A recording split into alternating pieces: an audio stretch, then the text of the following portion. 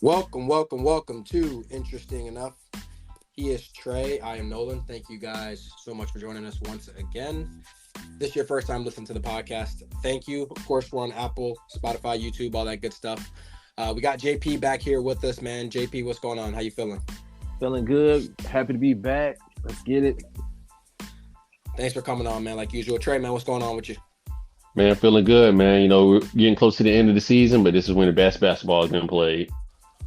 Yeah, this is always bittersweet for us. We're gonna do our finals preview, so that means it's the end of basketball. We're gonna have the dog days of summer. So hopefully people will be outside. They're not gonna be listening to us anyway. So we're gonna get to the NBA finals. We're gonna get to some other we'll deep dive into the finals, I should say. Boston, Dallas, some keys to winning the series. But first we gotta like put a bow on the last series with Minnesota. Cause Trey, the last time you and I talked, we basically assumed the series was over. We were right. The series ended up being over. But you wanted to talk about the next steps because I guess that's the more interesting thing as well. So I guess the first thing to ask is, and I guess Trey, you can take it in any direction. What does Minnesota do now that they lost the series in the way that they did? We saw how the series played out. There was some clear, not just losing the games, but like how you lost these games were in the same way with the issues. Basically, some of the issues we had with the multiple bigs that ended up working out, that was a big issue as well. And then of course, Karl-Anthony Towns, the roller coaster up and down. So you wanted to have this conversation specifically. So go ahead, tell us what you think they should be doing with Karl-Anthony Towns, if they should be doing anything. Okay, well, first I'm gonna ask you as a question. I think what Minnesota should do is make a decision between the two bigs. Because even though the two bigs help you get past Denver, which is, hey, listen, that's an accomplishment within itself, it Yep. still reared its ugly head against the Mavericks, and I think it would have reared its ugly head as well against the Celtics. So, like, I just want to ask you two that personally. Do you think that the two bigs that they should even go forward with the two bigs? It doesn't matter who they keep or who they decide to trade, but like, is that a winning formula? I'll let JP get on that one because I have some thoughts already on what they could do if they were to make a move. But go ahead, JP. I think the two bigs playing together as like starters, though those days are over with. It helps you beat Denver for sure because but in my opinion, you got to find another big like Nas Reed to kind of like counteract it. Like if you gonna get rid of Karl-Anthony Towns because he costs more than Rudy, you got to find a way to get Nas Reed and to fill that gap, which I'm just not thinking about it. I don't know why we didn't say this off the pod, but I'm just not thinking about it. I'm like, is Nas Reed enough to get rid of Cat for? Is Right. that a good enough replacement?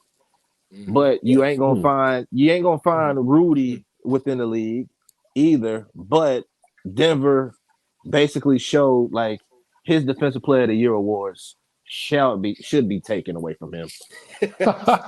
Okay. Let Here you go. let me just say one thing on the Gobert thing, and I already know last podcast I got on my soapbox about Gobert, so I'm gonna let him live a little bit. Two Gobert's. Can we just be fair about the Gobert conversation? We are upset because Rudy Gobert is not guarding the perimeter, and he's actually not doing a terrible job, but he's getting cooked by Luca and guys on the perimeter. That's really not his fault. I feel like he really shouldn't even be in that situation a lot of times. So like I'm gonna defend him there on that point. And if you look at the numbers of Rudy Gobert, the on-off numbers and stuff, when he's not on the court, I mean, even in that series, did you see when he was not on the court? Kyrie and them were just going straight to the basket. So I'm not going to act like Gobert doesn't have any impact, but I get the point. Four-time Defensive Player of the Year award. Only a couple of guys in history have ever accomplished that. You don't want to be considered a defensive liability as soon as the playoffs start. So that's fair. The problem with me with the Rudy Gobert thing, JP, is it's actually because he doesn't provide any value offensively to counteract that. Because we have other bigs in the league. Okay, let's use a great example. Jokic. I know he's the best big in the league and he's the best probably player in the league, but he's kind of a liability on defense. We can be fair about that. But at least on the offensive end, he's contributing in a real way where you can kind of, hey, we're gonna at least hope to break even. Obviously, with Jokic, you're doing more than breaking even. Like it's literally a positive to have him. But Gobert doesn't stretch the floor. He's not even a great inside finisher in terms of just finishing around the basket. He doesn't have any post game. He looks like he's wearing, like Bill Simmons says, he looks like he's wearing two shoes that are wrong shoe size. I mean, like when he like gets the ball, he's running around. It just looks crazy. Like he's kind of goofy. So it's like that's the problem when you watch him. It's like so you're getting pulled out of the paint on the other end, and you're not being able to be the quote unquote defensive player of the year. And then on offense, you can't even give me anything. Like I can't even trust you in a short roll to make a decent pass for half of the game. So I think that's the problem with that I have with Gobert. Trey, what do you think with the Gobert element? Because I don't really think they would even get much for Gobert anyway. Like I don't think they're moving any of them, but like I think definitely Gobert isn't the issue because like if you lose him, Minnesota was not a good defensive team before Gobert got there. So we gotta be real about that too. Yeah, well, like you said, you're not going to get much from Gobert. So, like, just from I guess, an analytical standpoint, like, it doesn't make any sense to trade Gobert because you're not going to get enough bat where it helps improve your team. Now, with that being said, the one thing I will say about Gobert is, yes, Denver did a good job of playing him off the court. Even the Mavericks did a good job of playing him off the court. But I think a lot of that could also be mitigated by some scheming changes. Like when they allowed Gobert against the Mavericks just to be on an island with guards like Kyrie or Luca. I mean, you're in a lose-lose situation. So I still think they have to go send a double or have the defensive player that's guarding those wing players fight over the screens. I think there's like some schematic things that they could do to help Gobert. Now against Denver, where he was just getting played off the court by Jokic, I mean, as bad as that is, he's not alone in saying like getting played off the court by Jokic. That's not something that's like shocking. So like I don't really think that that's that big of a deal. And I think you can count on what Gobert does on the defensive end a lot more consistently than you can count on what Karl Anthony Towns brings on the offensive end. So, like, if I had to Yeah. pick one or the other, I think I would keep Rudy Gobert just because I think I can get more for Cat, but also because what he does great, I think it's just more consistent than what Karl Anthony Towns does great. I think that's a good point. That's the honestly the best way I've heard it being put. You can rely on what Gobert does every night more than what Cat does. Now, JP, we talked about moving Cat. Let's be real. With Cat's contract, it's probably really hard to move him anyway. And Cat is talented, so it's not like it doesn't exist. So let me just throw out a couple. If he were to get traded, tell me if you like any of these fits. This is just off a Bleacher Report that I saw as we were talking about this. So, and put it to you this way, JP, you be the team that's not Minnesota, and tell me why you would want them or why you wouldn't want Town. So the first trade I saw, we'll loop them both together. They did a Trae Young deal where Trae Young would go to Minnesota, Cat would go to Atlanta, a couple picks, and then the other way is instead of that, you just do DeJounte Murray and Bogdanovich and Cat. So do you like any of those? I'm saying you tell me, JP, if you're Atlanta, tell me the reason why you would want Karl Anthony Towns to pair him up with either DeJounte or Trae Young, or maybe you just don't want him at all. I'm Atlanta. Let's see. Because don't I still have what Johnson still? Yeah. So I think let's be real. I think we all kind of like Jalen Johnson. He's a good player. So Yeah, like if you're Atlanta, obviously he's not the guy that's going to go on deals. Let's say some of the complimentary pieces, some picks. yeah, Like yeah. forget all that stuff. Just the basketball perspective. What is the case for wanting a Karl Anthony Towns? Because I think there is. I don't want to go like too far that he's just like doesn't have any value because I think he is a good player, but No, maybe no, you see yeah, it in a different fit. Yeah. I get it. He does. No, you're right. Karl Anthony Towns does have actual value. I think Rudy does have value as well, but I don't want to make it seem like neither one of them have value. But from an Atlanta perspective, I would prefer Trae Young and Carl versus the Deontay Murray, and then like a lot of complimentary pick pieces Yeah. and some picks. Mm-hmm. That would I would lean more towards trying to. That way, I can tell Trae Young, I'm like, see, we're still believing in you, and still trying to improve this roster to help you improve. Mm-hmm. And then also keep in mind they do have the number one pick this year too, which Yeah, from I know the draft is not really highly anticipated, but it seems like they're going to be drafting at least one of the bigs, right? Like yeah, Klingon or Sar. So then it's like, all right, you can kind of they might be in the same situation, right? yeah, Where you have Carl Towns with an inside big, yeah. but at least you have like an elite playmaker, Trae Young. So I guess that's something to thought there too. Trey, I got one for you too.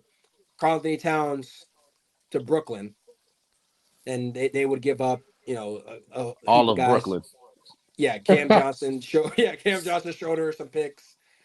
Basically, you're pairing Carl Anthony Towns with Bridges. What do you think about that?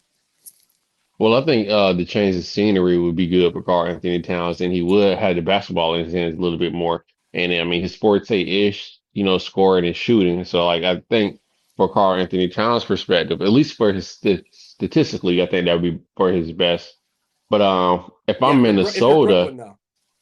okay, if I'm Brooklyn, do I like that?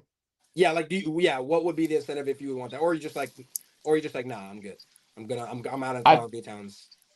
I think the incentive is that you know that this is a guaranteed 25 points per game. If he's on, obviously, you know, he has his off days, but when he's on, he's giving you 25 points per game. And at his position, at the big man position, you know, for all the flack that we get him, if I really had to think off the top of my head, he might be a top five big man. Like if you're thinking about like, you know, of course, Jokic, Embiid, and probably Wemby, but like he might round out the top five No way in hell he's a top five big man. I'm sorry. I'm out. I'm out. He can't. when he's on. No. It ain't no way when you on. Like if you wake up, you supposed to be on. Like ain't none of that. Like top five big men, they are on. They show up to play. Like those other guys, he's more okay. I'll give you this. He might be more talented, but those other big men do not make the same dumb mistakes, dumb fouls. They're not as streaky. So besides Jokic and like Jokic and what and Embiid, Yeah, and like I'm you talking putting about Wemby in centers or there. you talking about power forward? You talking about both? No, I'm talking about Yeah. both. I'm just talking about big man. Okay, would you take Sengun or Cat? That's a tough one. Hold on. I'll let JP. How you feel about JP, that? That's a tough one. Trey, stop it. Who are we JP, doing? Cat against who? Sengun from Houston. Cat scores a lot. I know Sengun's a great passer, but his Cat is a much better shooter, and I would just say score than Sengun. Yeah, but I have more value in Sengun, Thank and you. it's hard to say. It's hard to believe it because Sengun's so still young in the league compared to Cat. And I'm like, Okay. I really just said that. Bam or Cat? I'm taking Bam. Trey. I like Bam. Trey, don't you dare even think about this. Don't It's you be because it's disrespectful Miami, about bro. this. Why you had to put that one Why in would there? you even be disrespectful and think about it? Why are you hesitating? I'm only hesitating to get in your nerves. Like, yeah, you're I was right. about to say, I'm like, come on I'll now. have to be honest. I'm only doing that to get in your nerves. Like, yeah, I'm taking Bam. I'm not even thinking about it. Okay, all right. Now here's like an interesting one. I'm just off the top of my head. I think we can agree on we probably all take Sabonis, right? Like Sabonis. I know he has some playoff issues. You know what? I might honestly take Cat at this point because I like just Sabonis is a good passer, but you know he only passes really he's at like the top of their nail. Like this offense has to really revolve around. I feel like Cat can kind of play off the ball a little bit more, and like he's a better shooter. I honestly might take You Cat in tripping? that I'm one. taking. Yeah, I don't know about I you, think JP, but I'm taking Nah, Sabonis. I might be with Trey on this one. Sabonis is a certified Oh. 2/3 guy. I thank feel you. like I feel like Cat's a better two guy than Sabonis is. Okay, Yeah, I do too. can I make the case for Sabonis? Consistency. Please do. Okay, yeah. He has just said, consistency. yeah, that's it. Consistency. That was it. But but for real, in a playoff series, okay, can he shoot like Cat? No. But you know what he wouldn't do? He wouldn't go 3 for 22 from three. You know why? Because he wouldn't be shooting that many 3-pointers. He would just go to the basket at some point.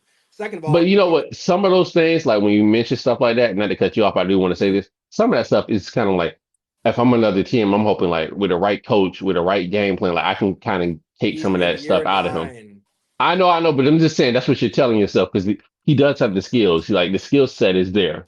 Sabonis, Cat don't do nothing better on the court than Sabonis and shoot. He's not a better defender. He's not a better rebounder. He's not a better passer. And yet I still want Cat. That's crazy. Okay, all right, fine. Last one because I just wanted to find guys that was like Similar.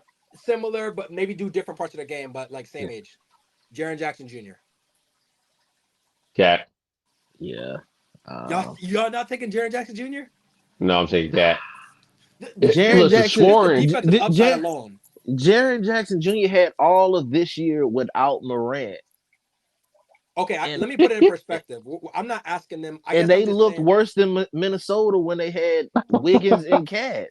Okay, are you set? I'm not saying I'm not asking if you guys are going to take one of those two guys as the best player on your team. I Or thought even- I was being Memphis's GM at that point. Okay. Yeah, no, that's a good point. Okay, look at it that way. So I guess, okay, so let's say, so basically what you're telling me is if you was Memphis, you're the Memphis GM, JP, and they offered you Cat for Jaren Jackson Jr. I'm not saying straight up, maybe they did like picks, whatever. You're saying, yeah, you can have Jaren Jackson, I'll take Cat. Yeah. If Yeah. I'm Memphis, I'm taking because You think Cat's but personality works in Memphis? I know I'm just throwing something out there. Just throwing yeah, something out because John Morant got his gun still. We need to stop saying that. I need to yeah, stop we saying do. that. Yeah, we should stop saying We need to stop spreading this. He has that. changed the new leaf, but now, Yeah. yeah. But what are we looking at with Cat? Because to me, and Trey, I know you kind of explained it, but like this is not getting through to me because I think the idea of what Cat does on a basketball court makes sense until I actually watch him play basketball. And like he's just making so many dumb decisions on both ends of the court. Like he's not even really great at driving the basketball. He looks so awkward. Like he's just really like a standstill shooter from 3 at a 7 foot. Like I'm But not you, sure what the maybe you guys are just valuing the offensive potential more than me, but I like ain't no offensive potential. He's in year 9. He and is that's what what he it is. is. Like you said to yourself, like he has the skill sets where you know it can be done. It's just more of a mental thing. And if I'm a GM, I might be willing to take a chance because his skill set is top five big man. I think we can at least agree on that.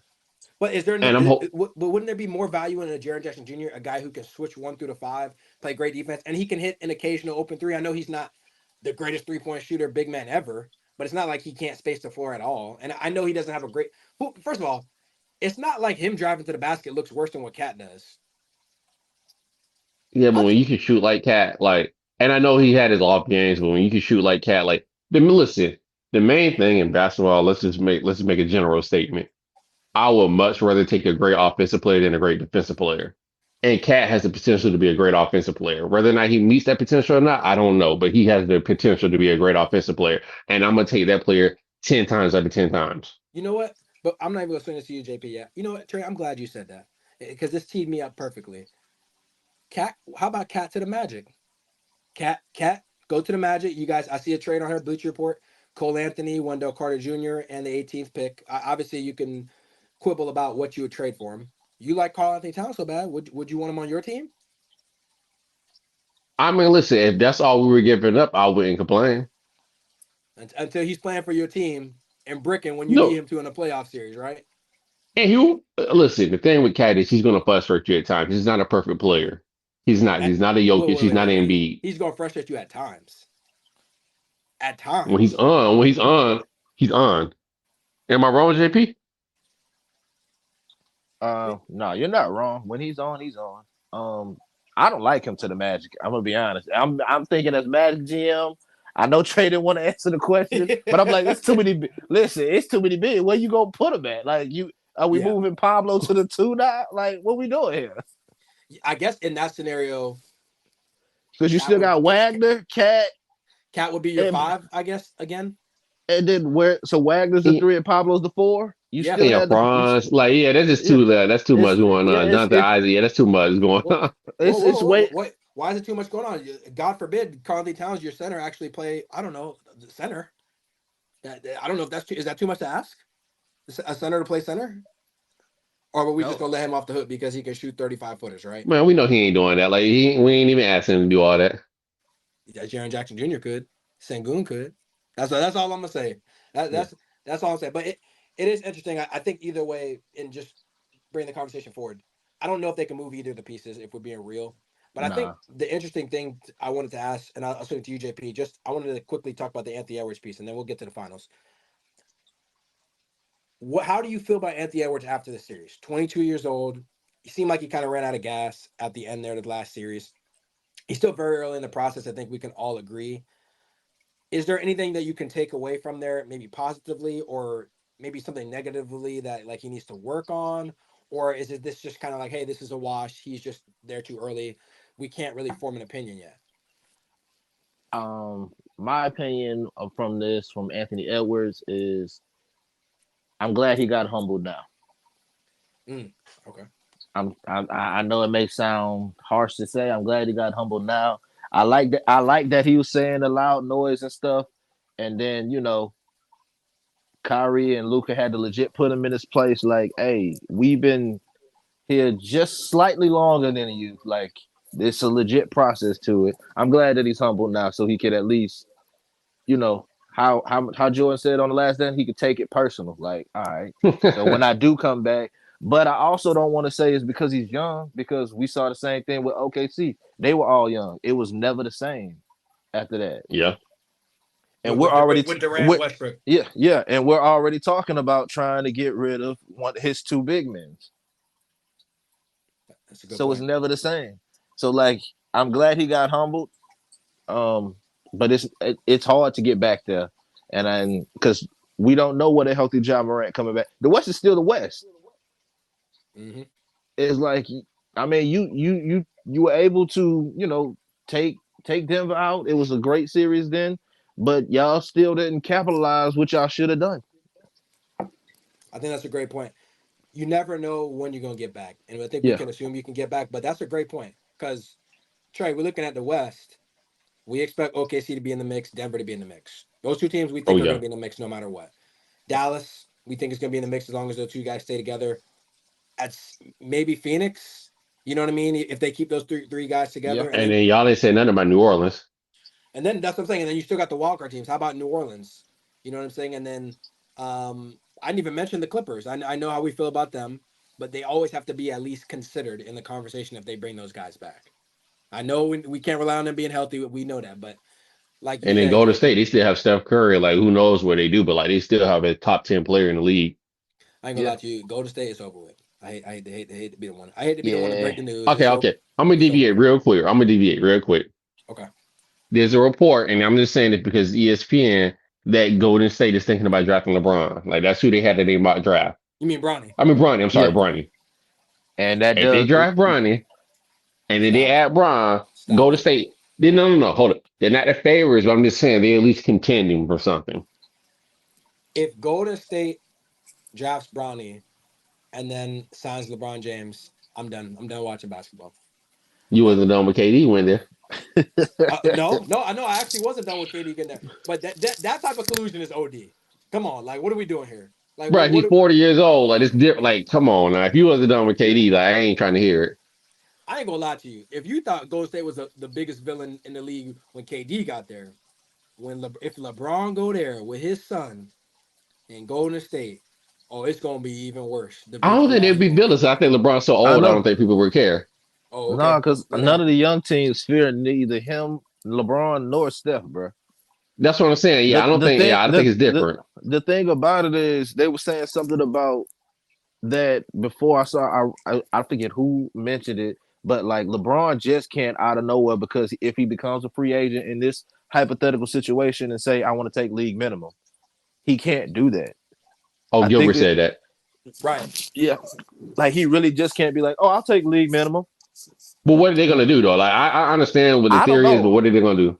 I have no clue. That is why Adam Silver's commissioner. But I'm like, Right. I'm like, that's a him decision. Like, I don't know. Let me tell you But Because I something. don't think you could be mad. Like he's 40 years you, old. Like I understand the yeah, principle, but like he's 40, so like why can't I take minimum 40? Because you know that's cheating. That's why. yeah, I'm Stop because playing. 40. Because because y'all know no. that's cheating. Plus, also they made the big commotion about making the rule that you can pay people over the age of 36. And now that you're Yep. 40, you now gonna go back on it because you want to do this. Him and I'm Chris seeing it Paul from was a the main ones yeah, pushing for that. yeah, because how when Nene was like past 36 and it was like, oh yeah, he can barely get over in league minimum, and then Chris Paul and them right underneath it like, oh, we need to change that rule where they can actually somebody over the age of 36 can get a legit contract versus, hey, league minimum until you retire. Right. Let me cap it off and say this. If LeBron go to the Lakers, Trey, I know that's just a report. I know you're not saying that. But Warriors. if LeBron went to the Warriors, because we know what happens if you go back to the Lakers, they getting bounced. Oh, But they might not. They ain't getting. Yeah. They ain't gonna make it. so if LeBron went to the Warriors with Curry and Bronny, only question I got is which one of them gonna guard Shea, which one of them gonna guard Jokic, and which one of them gonna guard Ant. And I And if told you they would not be the favorite. I just say contenders. They would use all 5 Draymond technicals for the series on Shea. LeBron to pay him under the hand. Like I'm hyped because again, like I said, none of the young guys fear LeBron nor Steph at this moment. So like, as fun as it is for us as older watchers of these guys, I think the younger generation would be like, okay, 2 old guys teaming up, hooray! This is not 2013. right, exactly. So we'll talk about that all summer. But let's get to the actual NBA Finals. And I wanted to do it a different way because I wanted to attack the finals and what I think is going to happen. And we'll get to the predictions. Before we actually do that, real quick, let's take a quick turn back in my notes. Last time we had JP on the pod about a month or so ago, or maybe it was the beginning of the playoffs, or maybe it was first, second round. I can't remember. But our finals picks, just to review, Trey had Boston and Minnesota. So you got half of that right. I had Boston and Denver. And then, but JP and I both had Boston, Denver. So we got that wrong. But our wild card picks, JP had the Wolves, I had the Mavs, and Trey had OKC. So I got the wild card pick right. All of us got Boston. So we all could agree on that. And none of us truly saw the Mavs in there. I just said it for fun, but it was actually in there too. So just figured we can review on that and show the picks we have. So I split up the two teams, and I wrote down 3 keys to winning the series for each team. And when I say the keys, these are if the team does these 3 things, they are guaranteed to win a championship. Okay, so these are the 3 things I look at, and of course, there's other factors, but these are like 3 things I whittled it down to. So I'm gonna present it to you guys, and then you tell me what you think. Y'all want to do Boston or Dallas first? Let's hit Boston because we all had Boston. So yeah, okay, we all had Boston. Okay, all right. So these are the 3 things. If they do these 3 things, they're guaranteed to win a championship no matter what. Okay. Number 1, Boston, it's imperative. They got to be front runners. And what I mean by that is they cannot, and I mean cannot, fall behind in this series. Dallas has fallen behind in 2 of the 3 series they've played this year. They've showed that they can come from behind with no issues. Boston has been a front runner all year. And we know from the previous history with Boston the last couple years, things get a little shaky late in games when series get tight. I'm not saying this is the same exact team, but I feel like it'd bring up some of those old memories. So that's my first thing. Don't fall behind in the series. Trey, that's my first thought. I'm not gonna go to the other 2 yet. What do you think about that? Am I way off there? Am I correct?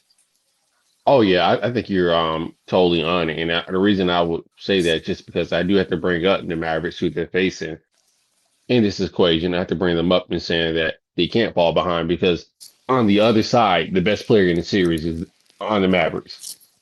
So Mm-hmm. you don't have any time to waste falling behind because hell, he might be the best player in the league right now.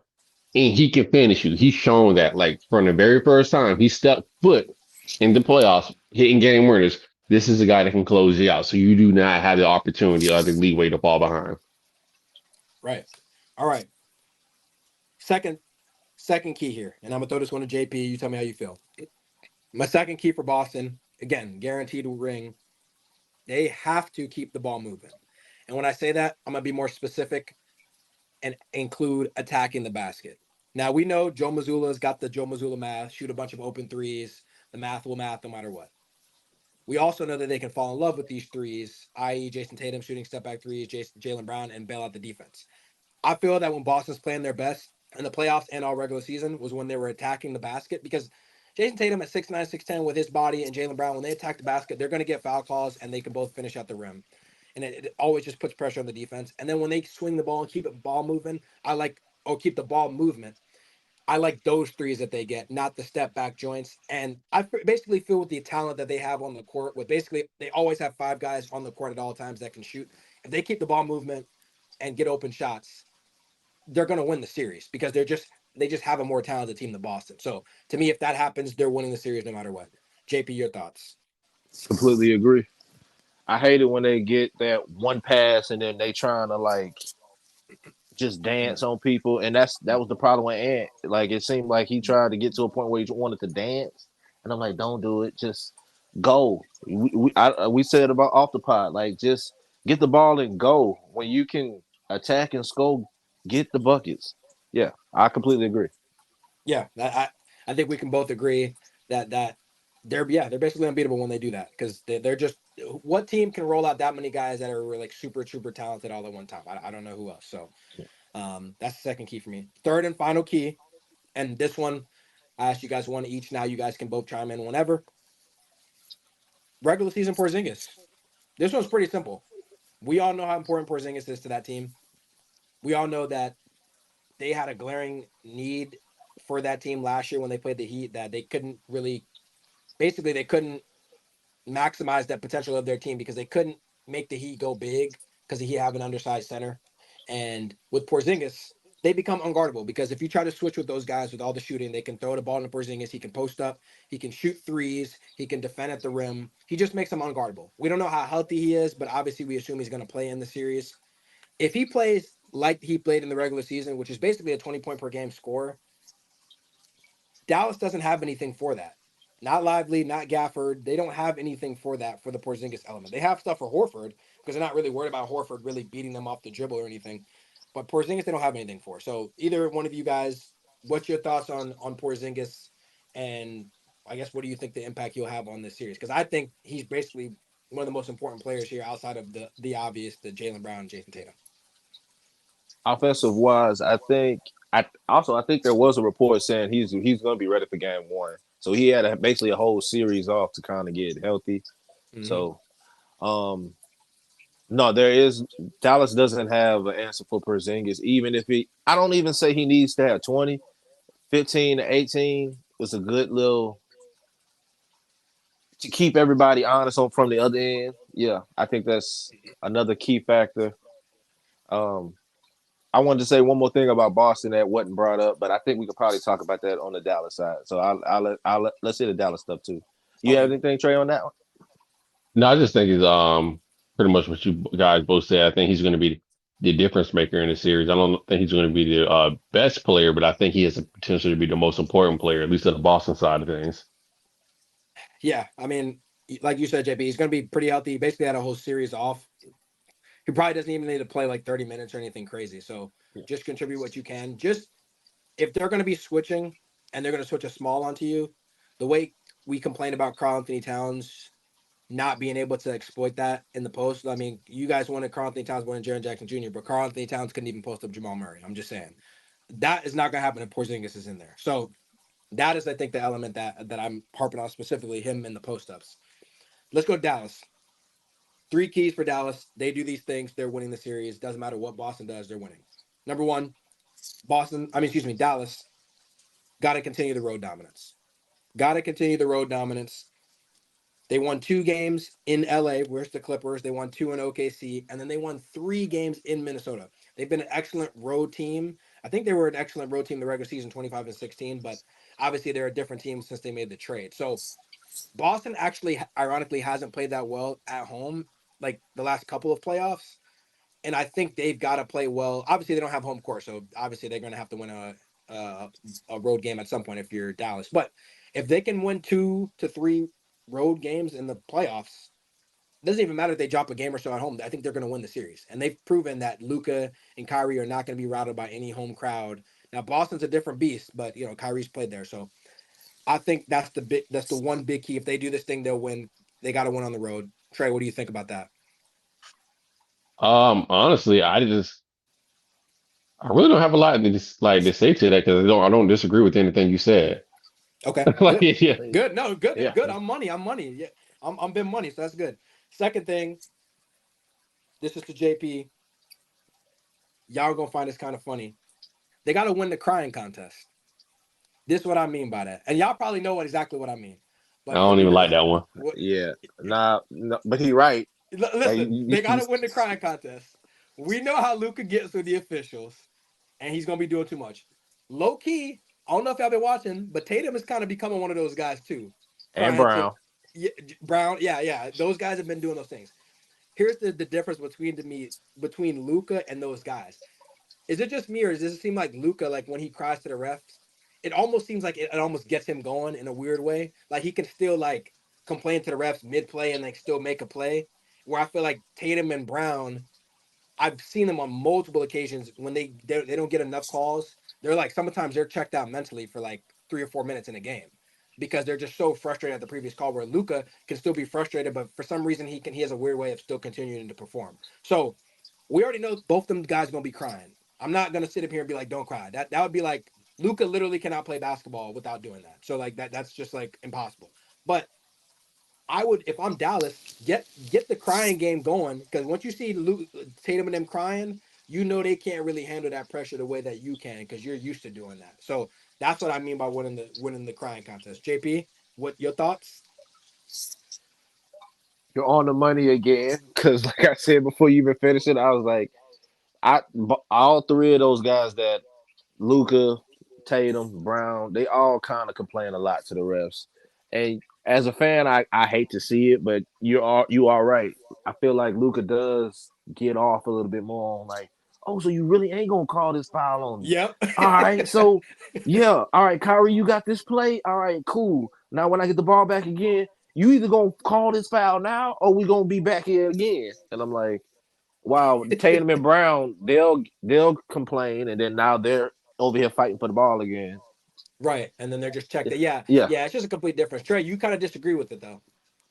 Not that I disagree with it, but I'm just saying from an aesthetic standpoint, I don't want to watch that. Please don't do that. I'm just talking about generally just from the fans' Oh, just from perspective. you watching. You talking about you watching. Like Yeah, like I just like as a fan, we don't want to see that. I just don't know what to say. Like as a fan, we just don't want to see that. So please don't do that. But you set yourself up for failure. It's going to happen. Oh no, I know. There's a 20% chance that Luca might get kicked out of one of these games, and that's really high for the best player in the league. Like that's really high. But there's a 20% chance that he might get kicked out of one of these games. Wait, hold on. You know what's crazy?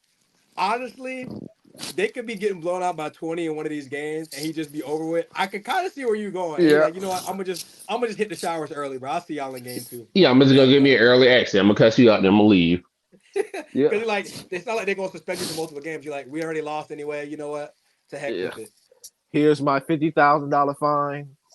Yeah. Don't even worry about it. That's not, actually the fact that it is 20% is like you're right. It is high, but it's not like improbable. Like it's not. If there was one guy in the whole series you feel like would get kicked out, it would be him. Yeah. He'd be the guy. Easily. Nobody coming close. Yeah, he'd be the guy. Yeah, for sure. All right. So my last and final point, you guys can go either way with this. It's the coaching point. Jason Kidd, continue to coach the moment. I talked about Coach Joe Mazzulla earlier. All he cares about is the math. Not all he cares about, I shouldn't say that, but majority of what he talks about is the math and the analytics and the numbers. And Jason Kidd is like the old school point guard. He's not really talking about numbers too much, at least to the media. I'm sure he's crunching numbers and they're figuring out percentages and stuff. But he's really a guy that, like, remember when we watched him play in New Jersey, it always felt like he had control of the situation in the moment more than like the X's and O's. It was just like he kind of had a sense of like what needs to be done at the right time. And I feel like that's one of the things he's like imparted some wisdom on Luka as a young player, and even Kyrie we never knew as a guy that was like a great facilitator. We knew he can score, but Kyrie's taken a lot of strides in facilitating and becoming an overall leader. And I think Jason Kidd has been an element of that. And I think Jason Kidd is a guy that he can help those two guys weather the storm because it is going to get tough at some points in this series. We already know it's going to happen. And he can coach the moment. And I think he's done a great job. And you guys tell me this. I thought he did a great job last series of filling the moment and was like, hey, we need a little bit of Josh Green right now in this game. Hey, we need a little bit of Jaden Hardy to go give us an offensive punch. Yeah, is Jaden Hardy going to take a couple bad shots? Yeah. But the fact that he was going to come out aggressive, he felt like that team needed that. And I feel like when I watched Joe Mazzulla in Boston, he kind of like, first of all, playing Al Horford this many minutes at this point, like the reluctancy to play any other guy sometimes really bothers me. He feels like he never wants to really switch up the rotation at a moment's notice, where Jason Kidd kind of feels comfortable to like embrace the moment and sense what this moment needs, whether it's a scheme change, whether it's a personnel change. And I feel like if Jason Kidd continues to do what he's been doing all playoffs and win that coaching matchup, there's no way that they lose the series. So that's my thought on the coaching. So No way they lose the series. There's no way Dallas loses the series if Jason Kidd continues to coach how he's been coaching. Yeah, because I think there's some pushback in that. I think I do too, but I think Boston has a more talented team, so that's why I think that Dallas is going to need some things just to go in their favor as well. I know I said that Luke is the best player. He might be the best player in the world, and that's the best player in the NBA Finals. But I think just like pound for pound, if you go 1 through 10, I think Boston has the more talented team. And one thing I will have to mention as well is Boston. They can throw Jaylen Brown and Jason Tatum at Luka. They're not going to stop him, but they're going to make him work and slow him down just a tad bit. And they can throw Derek White and Drew Holiday at Kyrie Irving. So, like, I think Dallas is going to have some things go right for them to win this series. Well, let me clarify. I'm saying if all three of those things happen. Okay. Yeah, so I should say that. I'm not saying if that's the only thing, but all three of those things happen. But to your point, that is true. They have more guys they can throw at Luka. But none of them going to stop Luka. Is any of them going to guard him better than Jaden McDaniels? or Edwards in certain situations. Like I don't really see that happening. So it's like I don't really think that matters. I think it's going to come down to those role players, and we've seen Missoula, questionable timeouts at random situations, questionable challenge calls, and like even though the math is great, he just falls victim to like, well, this is what the analytics say, and like when those old school guys complain about analytics, JP, that's what they're talking about. Like they're thinking about the Joe Mazzulas of the world. They're not thinking about Jason Kidd's not thinking about analytics if he's in a series and it's 1-1 and it's the third quarter and he feels the energy's off and he feels like this guy that hasn't played in a while is going to give me a punch. He's just going to go for it. He's going to throw in a Tim Hardaway Jr. He hasn't played in a week and a half. He'll throw him in a game and be like, we need a guy that's going to be not scared to shoot shots. You know what I mean? Yeah, exactly. So, I just that's my thing with Dallas. But JP, you actually had something you wanted to include as well in the Dallas conversation. So go ahead. But those are my 3 keys for Dallas. Actually, it was more on the Boston side because Oh, the tall task is to slow down Luka and Kyrie. Like Derek White and Holidays, they have a hard task with both of them. They yeah. like, you know, Holiday was able to, kind of body up with Halliburton better, and then who else did they play in that first round? Like, They played the Heat. So yeah, Tyler Hero, I guess. Yeah, they yeah, didn't have much of a challenge at that point. Yeah. yeah. Holiday, like Lucas, what 6'5", 6'6", 6'7", one of them three. Like you ain't gonna be able to just body him up and just stand in front of him like how you do Mm-hmm. it with everybody else. And same with Derek White because he's gonna be the other man picking up Luca. And then you got the Kyrie effect. Like is Jaylen Brown guarding him? Like who is doing what?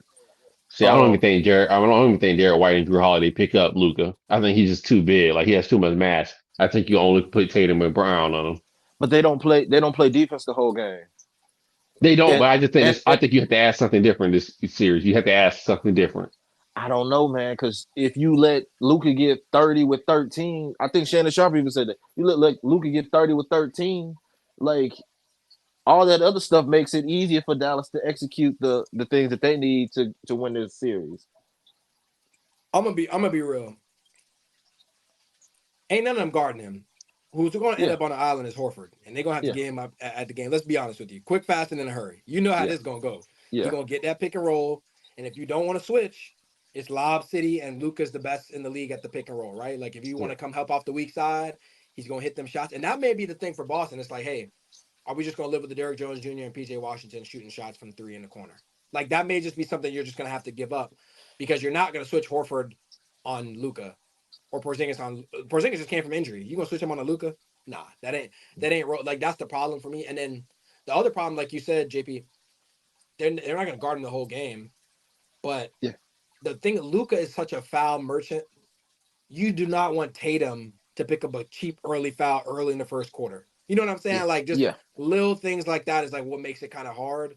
Where like you might have to go with Drew Holiday or Derek White because like those guys are so interchangeable. If one of those guys get into foul trouble, it's not like the worst thing in the world as opposed to if Tatum or Brown gets into foul trouble. Then you're like kind of stuck if one of those guys gets into foul trouble. So I think that's what makes it very, very hard. I mean, but Trey, what do you think? Because you haven't given much comment in terms of the Dallas side. Like, what is Dallas's way to win this series? Do you look at? But I mean, I know we went over keys and stuff like that, but like if Dallas wins the series, what does that look like? I think it looks like Luca just been the best player in the world, and I mean, I think it's probably going to take maybe one, maybe even two 40-point games. I will almost describe it as funny enough, kind of how LeBron looked when he was teaming up with Kyrie and they went against the 2016 Warriors. The Mm-hmm. Warriors probably had a better team, but the Cavs had the better player. And I think Luka's going to have a similar kind of series where even though Boston might be the better team, I'm the better player. I have a couple 40-point games, and I have a couple games where I just can't be stopped. And I hate to say it because it's so cliche and it's not really analytical, but like I can just kind of will my team to victory.